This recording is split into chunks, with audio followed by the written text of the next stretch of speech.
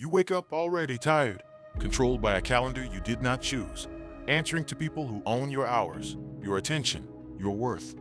You call it a job. Bob Marley would have called it a prison with no bars. By the end of this, you will know the exact difference between being free and simply being unchained. You will see the habits in your own week that keep your mind rented out to someone else. So watch closely. This is the story of a boy who mistook a record deal for freedom, and the quiet war he had to win inside his own head before he ever won one on a stage.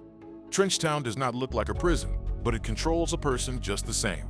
In the early 1960s, in a government yard crowded with zinc fences and stacked families, a thin boy named Robert Nesta Marley sings for anyone who will listen. He is not singing for himself yet. He is singing to be seen. Fatherless, half white, in a place that punished it. Poor, in a place that worshiped money. He needs the applause the way other children need dinner. Call this the applause habit. The need for outside proof that you matter, chased so hard it starts making your decisions for you. Marley walked into a recording studio for the first time, already infected with it. You know, the applause habit. It is the phone check after you post something, the relief when a boss praises you, the small death when nobody replies. An entire nervous system rented out to strangers' opinions. Studio One, run by Coxsone Dodd, becomes Marley's first real stage. He records song after song, hits that play on every radio in Kingston. Neighbors who once ignored him now call his name in the street. But the applause pays almost nothing. A few pounds a session, while the label keeps the rest.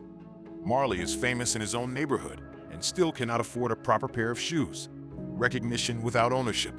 Call this the borrowed freedom. Fame that looks like liberation from the outside, but is still controlled by someone else's ledger on the inside. You are seen, you are known, and you still cannot say no. This is the trap dressed as a promotion today. The title upgrade with no raise. The follower count that grows while the bank account does not. Visibility mistaken for power, when really it is just a louder cage. Marley watches other singers around him burn out chasing this exact thing. One hit, then desperate for the next, terrified of being forgotten. He starts to notice the fear underneath the fame, and it frightens him more than poverty did. Here's the part most channels skip. Marley did not walk straight from poverty into wisdom. For years, he believed harder work and a bigger contract would finally make him feel free. He was wrong, and he almost never admitted it. If a young man from Trenchtown can build an entire international movement out of correcting one internal mistake, then the excuse that your circumstances are too ordinary to change does not hold. His warning was built for exactly this moment. Stay with this story, because the next part is the one his biographers rush past. Before he was a legend, he made a decision that had nothing to do with music, and everything to do with what he thought freedom actually meant. The version of Marley most people meet starts after this point. Hair locked, voice sure, a movement behind him. But the mistake and the fix both happened earlier, somewhere the documentaries rarely go looking. 1966. Marley is newly married, still broke, still chasing the next hit. His mother, Sedila, has moved to Wilmington, Delaware, and writes home about steady American wages. Marley buys a ticket and leaves Jamaica behind. This is the turn nobody expects. Not a stage, not a scandal. A factory floor in Delaware, where Bob Marley works assembly line shifts at a DuPont plant, and later a Chrysler plant, clocking hours like any other immigrant chasing dollars. He wears a hairnet instead of dreadlocks. He answers to a supervisor instead of a crowd. For the first time, he has a steady paycheck, the exact thing he thought would finally make him feel secure. It does not.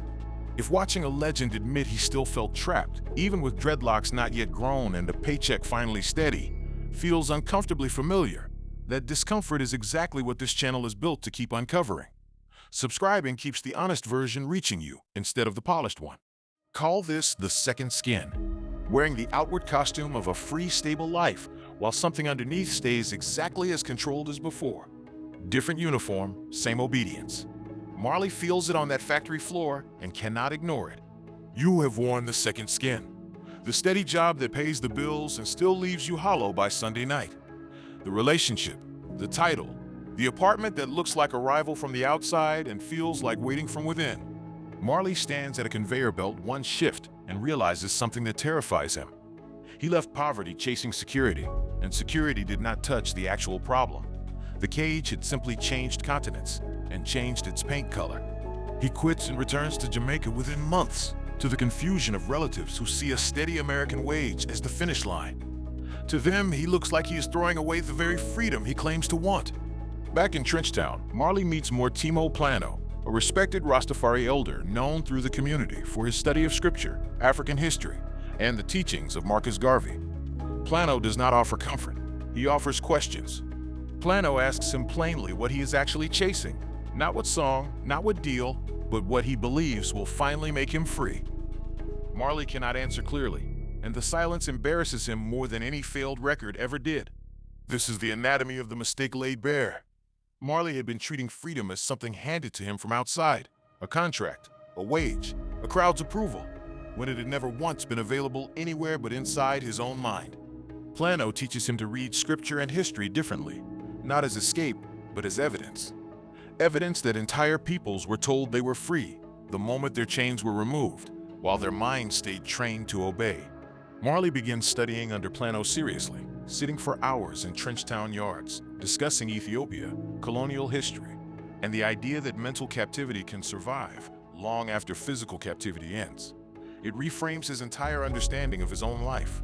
He realizes the applause habit and the borrowed freedom were never really about music or money. They were symptoms of the same root problem, a mind trained to look outward for permission to exist, to matter, to rest. This is where the famous line is actually born, years before he ever sings it publicly. None but ourselves can free our minds becomes less a slogan to Marley and more a daily accusation aimed directly at himself. He starts locking his hair, adopting Rastafari practice, not as image, but as a daily refusal. A refusal to groom himself for anyone else's approval again. It costs him gigs. Promoters call it unmarketable. He keeps it anyway.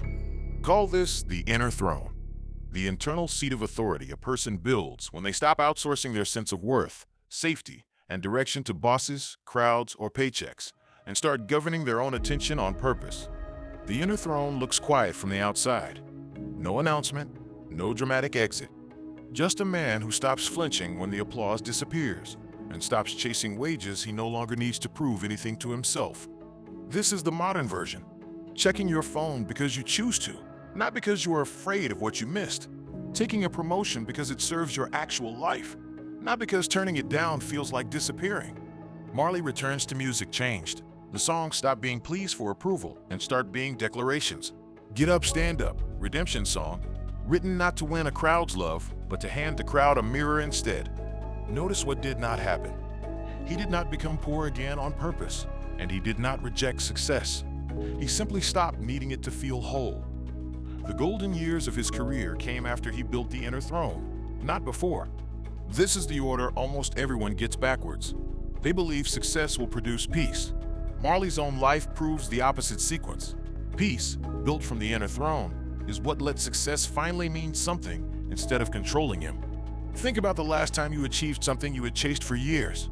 If it did not feel like freedom once you had it, the borrowed freedom is not a Jamaican problem from 1963. It is happening to you now.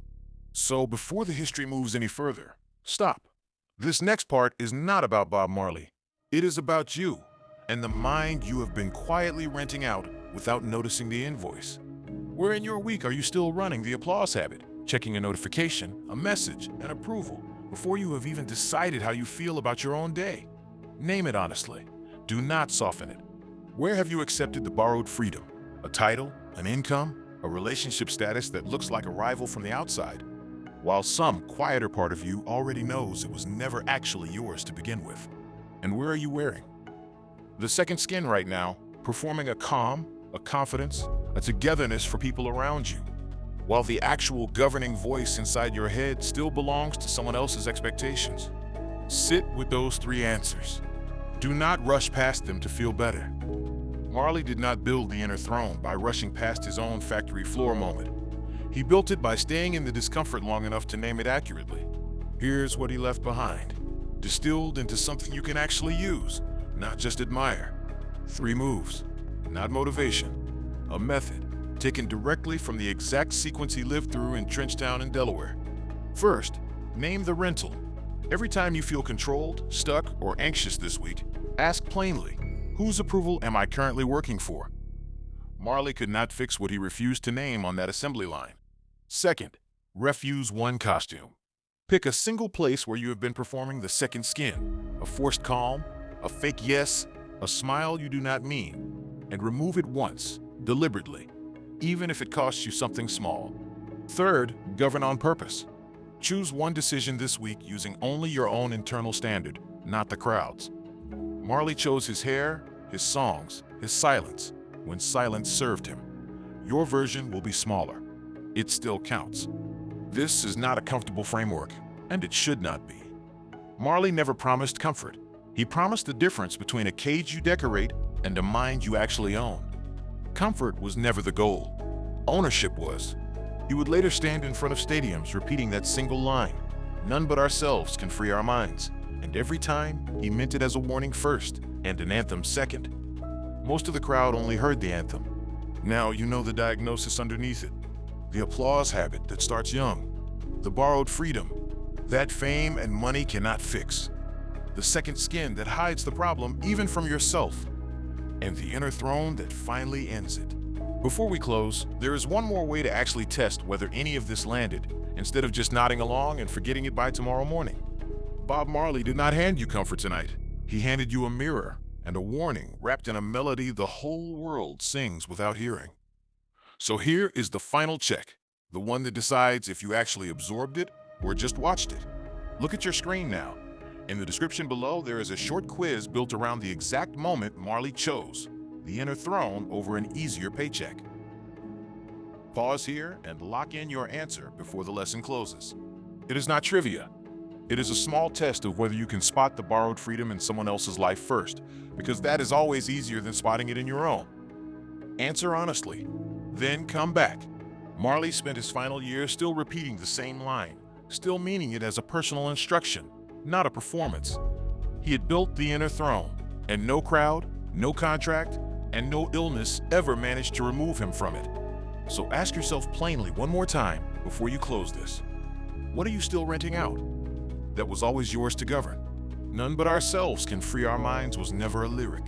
It was Bob Marley's confession and his warning. The cage was never the world around him. It was the applause he once needed to feel real. Name your rental, refuse one costume, govern on purpose. That is the whole doctrine, distilled from a boy who mistook a record deal for freedom, and the man who finally, quietly, took the throne back.